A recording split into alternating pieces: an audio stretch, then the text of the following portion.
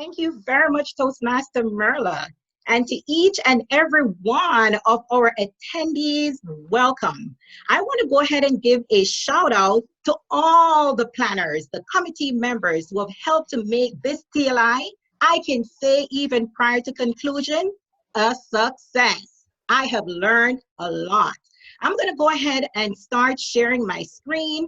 And while I'm doing that, I am going to ask you, if you haven't done it as yet, which I would be surprised, to make sure that you have a pen and a paper. I often say that I will trust a short pencil at any time over a long memory. Why? I'd rather to write down something that resonates with me whenever I'm in a learning environment. In this way, in case my memory goes out, I can go back to my notes and be able to utilize that information. So go right ahead, grab a pen, grab a paper, and return while I'm sharing my screen. Thank you.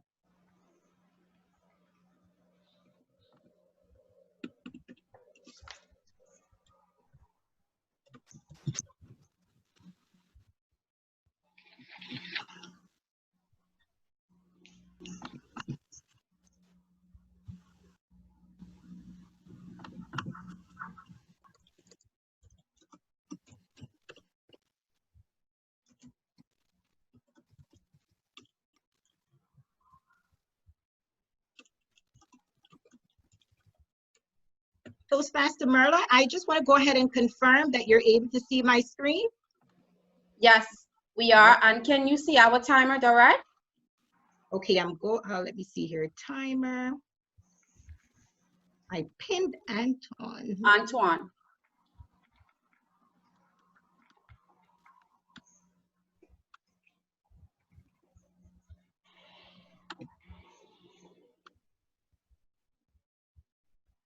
Antoine, if you could just go ahead and give me a verbal signal. Hello, Dorrette. Can you see me now? Not as yet, but I'm going to pin you in a moment. Thought I did. Oh, there you go. I have you pinned.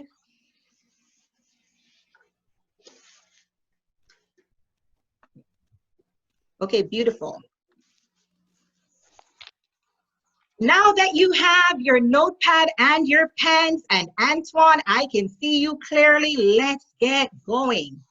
You have been in training since 8 o'clock this morning when we started. Many of you have gone to your different officers role training, whether it be VP of membership, secretary, etc. Why did you go? You went because you wanted to be positioned. You wanted to be positioned in order to have a successful year, whether it be just as a Toastmaster in general or having that officer role. Do you have a plan now that you have attended? Because if you do not have a plan, then you actually have a plan to fail. So now that you have gone and you have gotten all the great nuggets, you should now be positioned in order to do your roles and to get your club to a place of success. This training in particular is going to be more about our mindset. So I said positioning your club for success. It's more of positioning your mind for success. And you're leading your club into success. But in order to do that, your mindset have to be at a place to get that done. Attitude. Attitude is going to be very vital in getting this done. It's going to be the differentiating factor. I recall when Pathway came out, many Toastmasters were hesitant. You mean I have to go online to get my manuals now? Many faced challenges, but as time progressed, it's getting easier. Now, COVID stepped in, and we have no choice but to be online, not only for Pathway, but to have our meetings. Many of us are doing so via Zoom. There comes the flexibility opportunity, the adjustability opportunity. We want what we desire to get from Toastmasters, and so therefore we have to become flexible, adjustable. So I want to encourage us to continue to keep that mindset. And if you haven't acquired it as yet, I'm sure you will if you continue to stick around, because even after COVID, hopefully we're going to be having virtual meetings in addition to meeting physically. Your club is different. Each club has the fundamental in regards to how they operate. But you will find it unique when you visit clubs that they may do things a little bit different. Again, flexibility. Each Toastmaster operates differently. It could be as a result of your background, your upbringing, your career, your experiences. And so you're in an environment where people are different culture. We are therefore required to adjust our mindset and our attitude in order to function effectively and to be successful. Who is your team? Who are the people that you're working with? This is not a one-man or a one-woman show. Remember, no man is an island, no man stands alone. So if we're going to position our clubs to succeed, then we need to find out, who is my team? You may say, Dorrette, I already know that. I know the district leadership. I know international Toastmasters. I can have access to them. I know my club members, my club officers. But do you truly know them? Or you just know of them? In order to be successful, it's going to take time for us to get to learn each other, our mannerism, our differences, in order to be able to work effectively. So I want you to write that on your note sheet. In order to be successful in my sphere of influence, whether it be as the officer role that I'm holding, or just being a Toastmaster member of a club, it is my obligation, in my best interest, to get to know my team members personally as much as I can. Don't take things personal. If you embrace that mindset, I can't tell you how much that is going to help you to strategically move through this program as an individual, or as a member of the officers team, or as a member of the district. Write that down. Don't take things personal. Is you will find different times when you might be shuffled and raffled around the edges, whether it be, like we mentioned earlier in the evaluation presentation, that you get an evaluation and you're not very happy about it. Don't take things personal. Just learn, know what to receive and know what to refuse, and maintain a positive mindset. How are you going to be successful if you are not excited about your district, excited about your district's team, excited about your club, excited about your members? Okay. If you're not excited about the entire team I'm in in the middle general, of CLI. you're not going to invite others to be a part of the community. You're not going to invite Yeah, others to I be a keep giving part of Krista the your club. code and the access, and Krista keeps locked. You're not going to invite others to be a part of your club. So you have to get excited. When you get excited as an individual, it's going to move over into the club. It's going to move over into the role that you're playing. So get excited, because with that, and with the belief in your club and your team in general, you're going to find that you're motivated, energized, and ready to invite others to be a part of Toastmasters, this beautiful community. What led you to Toastmasters? In everything, you need to find out your why. Why are you here? Why do you want to be a part of this team that is being led to success? What is your why? In knowing your why, it's going to help you to navigate through challenging times, disappointing times, great times, successful times. It's going to keep you in, because you know what your why is.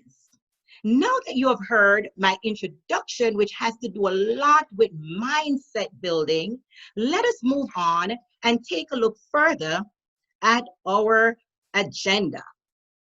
What are we talking about today? Leadership. The club's success plan. No plan to succeed, you already plan to fail. Who is going to help you to succeed? Leaders. You might say, Dorrette, well, I'm not the president. I'm not the district director. You are a leader in your sphere of influence, in whatever position you're assigned, VP of membership, VP of public relations, whatever role you're playing, you're a leader in that particular area. And if you have no officer role, you are a leader of yourself. Because if you cannot lead yourself, how are you going to be able to lead others? So everyone has the opportunity to lead and head in an area of success. What are our objectives? Why are we here in this session? We want to be able to identify 5 principles of motivation, apply Toastmasters hierarchy, list 5 steps of delegation, and name 4 steps of successful coaching. Can you see those targets there? That means we have an aim, right? Toastmaster role, I see you're shaking your head. Yes, we have something that we're aiming towards. These are our objectives. And when we're aware of them, we can know when we are off track. Why don't you go ahead and take a screenshot of that in order to make sure you have it down, knowing our objectives. Creating SMART goals. I'm not smart, Dorrette. You should have seen when I was in school. You don't want to see what my report cards look like. Ask my friends. They will testify. I am not smart. Yes, you are. In your sphere of influence, you are.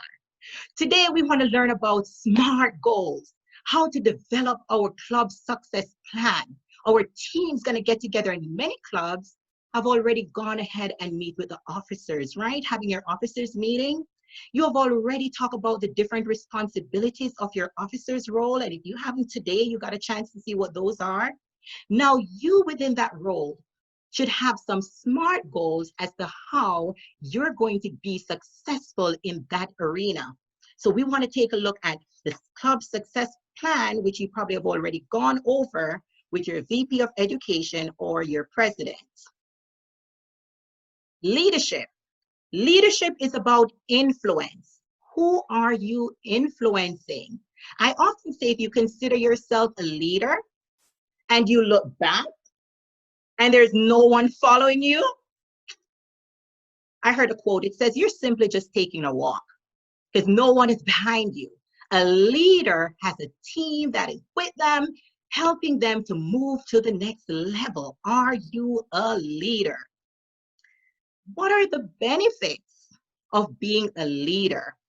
You're going to gain practical experiences in an environment that is safe. Someone might say, right, I'm not quite sure if my club is safe.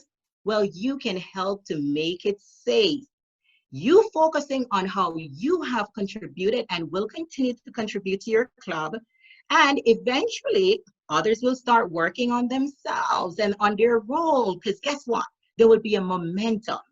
Focus on doing your best and encouraging others to do the same.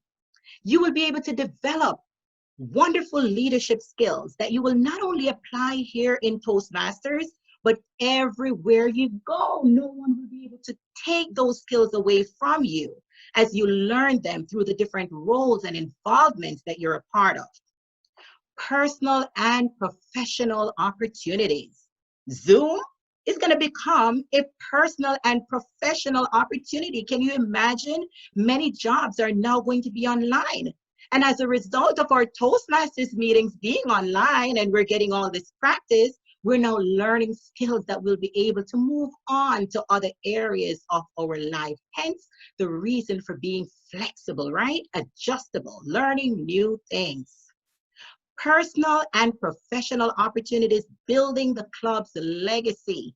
You want to know that as new members come in or someone's looking at your club and considering to be a part of it, when they look at the legacy of your club, they're saying, I want to be a part of that. How are you contributing to someone coming to that decision? I want to be a part of that club. Last year, they were distinguished. I mean, they have great record. I want to be a part of that. Therefore, I'm going to take my role seriously. I'm going to give it my all, and I'm going to maximize this opportunity to be successful and help my club to get to a level of success. Be a part of the legacy. What are your tools for leadership? In addition to what you have already learned about your role, your tool will be able to motivate team members. That's a tool that you can utilize to accomplish goals. Earlier today, I had the honor of being in the VP of Membership section, and shout out to our presenter. He spoke about the importance of firing up individuals in our clubs who we might think might have needed to be fired, sent out of our club. He said, think positively. How about not firing them, but firing them up? Find out what it is that they are excited about and use them in that area of gifting. I know as Toastmasters, we do a lot of volunteering and a lot of voluntoling, if there is such a word, where we ask individuals to be a part of roles that they may be hesitant to fill, but we need the help. What do we do about that? We train them. And aren't we having a great training session today? And as a result of training them, we help to position them so that they can utilize their gift in that area that they're truly passionate about. But Dorrette, I'm already in an area that I'm not passionate about. That's okay. You might be next time in the area you want to be. Get all the training you can right now so you can make the best of the role. And at this moment, you may not want to think about what is in it for me, which we often do, right? But I might be in a role that I'm not very excited about, but what is in it for my team? What is in it for an individual who steps into the program that simply wants to improve and grow? How about I focus on their needs and allow that to motivate me, allow that to fire me up? So leaders, look for talents, gifts, capabilities in individuals that may fit in a particular role and ask them to fill that role. In this way, it will become natural for them and they will do it with more grace and give it more of themselves. Here we come, delegating tasks. As a leader, we tend to hug the task because we're protecting it. This is my position. I want to make sure that when I get out of this role, yes, Dorrette, I led it to success. And if I have to do it on my own, I'm going to do it. But at the end of the year, we have to get a stretcher to take you to the hospital, which you don't want to be at this time because you are burnt out trying to do it by yourself. Look a little closer. I'm sure there are others that will be willing to help you so you don't have to carry the burden on your own. So whatever role you're playing, whatever officer role you're in, how about creating a committee that can help you to lead that particular area to success versus trying to do it on your own? Learn how to delegate tasks. Look for the skills, look for the gifting, and ask individuals if they would be willing to take that role. Coaching your team. You cannot ask of someone that you haven't positioned them to fulfill. It's unfair. Hence, we're here for training. So that goes on to different areas of our Toastmasters journey, whether it be taking a timer, an evaluator role, whatever area you're participating. Take time out to mentor, to coach, and to guide individuals so that they can be able to fulfill the task that you're assigning to them effectively. Coach, train. Realistic goals, attainable goals. I have a year to get all this done, but what are you doing every week? What are you doing every month? How often are you meeting with your team? Have you written down your goals? Have you planned, do, and then review each time that you have a goal? In this way, you can see what works and what does not work. Plan, do, review. Setting realistic goals that are not just all the way out there, unattainable, but ones that you know you'll be able to reach, and learn to celebrate every bit of success that you experience. Don't just wait for the end of the year. Start celebrating now. So setting realistic goals help you to be able to celebrate throughout the journey towards the end result that you're looking for. The 5 principles of motivation, because encouragement strengthens labor, and especially in a volunteer environment sometimes, or a voluntary army, which Toastmasters is, we need to learn how to motivate each other. Understand what motivates the person. Focus on the benefit that the person is experiencing. Hence the reason that when someone joins, it's good to find out what brought you here. What is your why? How can we serve you? In this way, you can make sure that individuals are benefiting. They'll want to stay. Make expectations clear. You're working with your team.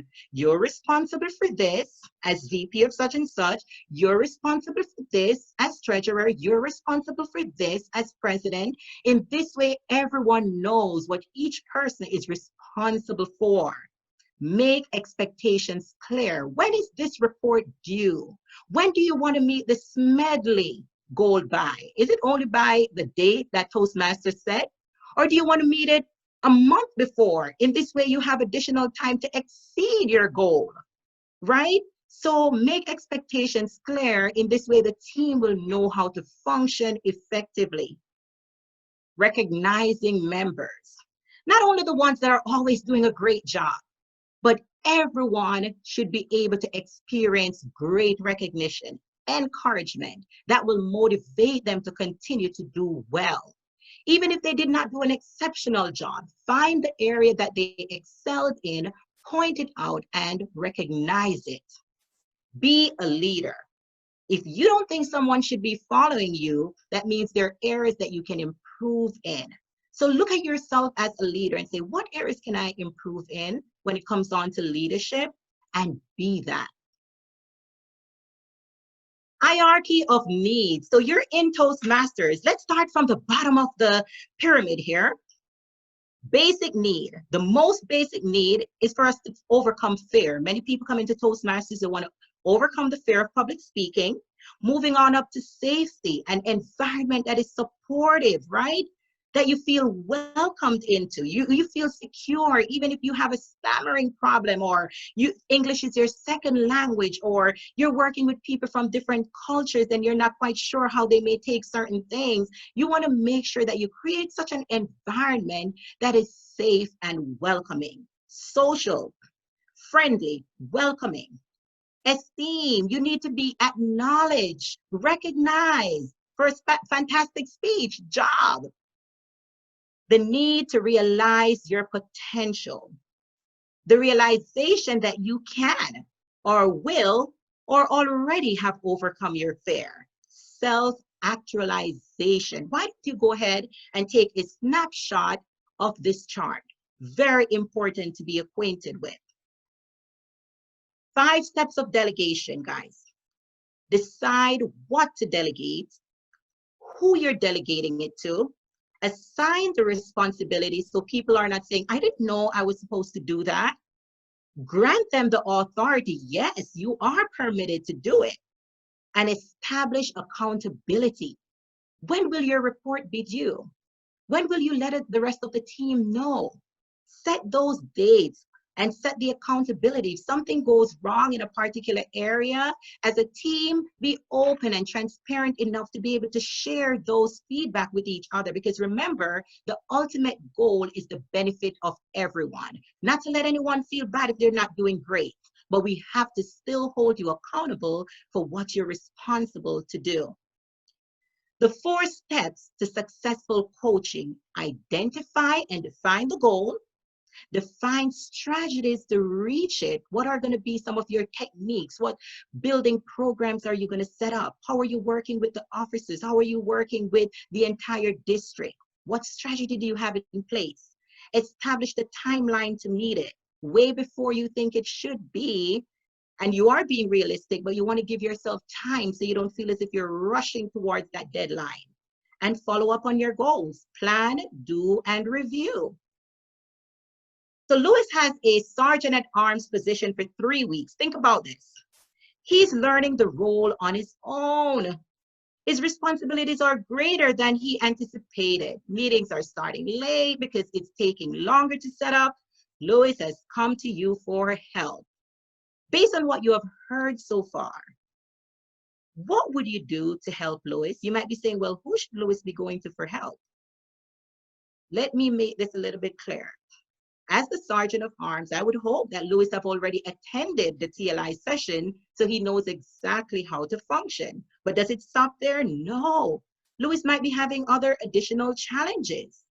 So therefore, Louis should be able to be free to come to the officers at any time, his fellow officers, and ask for help. Or perhaps the past Sergeant of Arms is still there and should be able to still be available to help Louis to make sure he's functioning effectively. SMART goals. Take a screenshot. SMART goals are those that are specific. You can measure them. They are definitely attainable. They are realistic, and they are timely. SMART goals. Specific. Who, what, when, where, why, and which. Those are the different things you're looking for when you're setting specific goals. SMART, measurable. How many members do we need to bring in? How much money do we need to have in our funds in the club? How will we know when it's accomplished? When will you provide us a report? It's attainable. We have the right attitude. We know and we look for individuals with skills and abilities, and if they don't have them, train them, encourage them to help to position them to do their work effectively. Necessary finances in order to do whatever you want to do. And the time. Do you have enough time in order to function in that particular role? Realistic. How willing are we? How able are we? What are our current conditions? Oftentimes you may come across personal things that are going on in your life that causes you not to be functioning the way you hope you would have in a role. Communicate that with your team so they know that you're not just leaving up your responsibility haphazardly. But you don't have to give all the detail, but let them know that you have a life change that may alter the way that you perform. They will be more mindful of that and will even be able to help you out more if you communicate with them. What similar things have been accomplished? What has the club done in the past that you can utilize now so you don't have to reinvent the wheel in your position? Find that out. Timely. What is the deadline for me to get this goal accomplished? When must each step be accomplished? Daily, weekly, monthly, and at the end of the year. Put those dates down and make them clear. So the SMART goal should be specific, measurable, attainable, realistic, timely. Take a screenshot of those. Each club, as I mentioned earlier, should have gone over the club success plan. And we use the SWOT analysis in order to make this effective. What is the individual's strengths, opportunities to function, their weaknesses, and threats that they may encounter? So the strengths, well-developed club successful plan and budget. That's how you know whether your club is operating in an area of strength. They have a well-developed successful plan and they have a budget to facilitate making it happen. Club officers who are properly set in expectations, they know their expectations and their roles. Weaknesses, no presence on social media, especially at this time. You need to have a Facebook page, as many social media outlets as possible. People are home. That's the way that they're operating, especially now. So we want to make sure that we have a presence on social media to capture other people, new members, and to even serve our members also. Our website. I know everyone's website is not perfect at this time, but after we leave the training, how about we go to our website and start finding out how can we make our website a resource center for our members, provide information for our visitors and guests.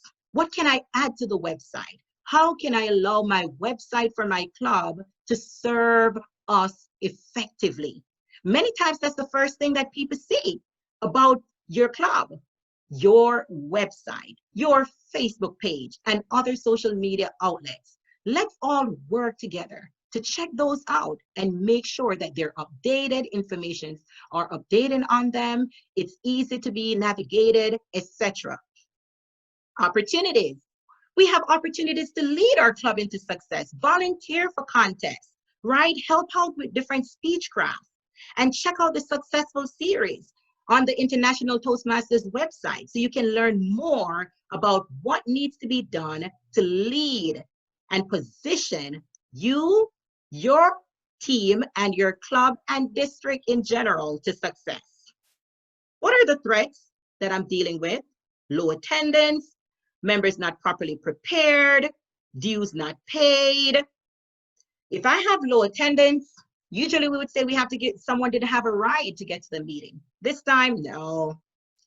Simply get on Zoom, find out how to get on there, make sure the information is updated, the logging, etc.